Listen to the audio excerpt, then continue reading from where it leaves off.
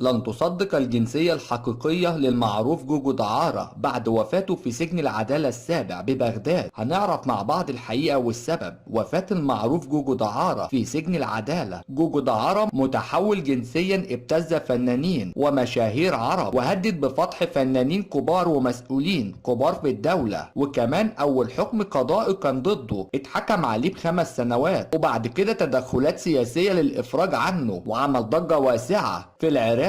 وأول صور للمتحولة جوجو دعارة بعد نقلها لسجن الرجال في بغداد. واليوم وفاة جوجو دعارة في إحدى السجون التابعة لوزارة العدل العراقية. وقال المصدر وفقا للمعلومات الأولية الوردة فأن الوفاة توفي نتيجة تعرضه لنوبة قلبية، كما كانت السلطات الأمنية العراقية قد ألقت القبض عليه عام 2022، والذي يحمل الجنسية الأمريكية داخل إحدى الفنادق الراقية وسط العاصمة بغداد بتهمة الابتزاز. وبعد كده حكمت السلطات القضائية العراقية بالسجن عليه لمدة 5 سنوات.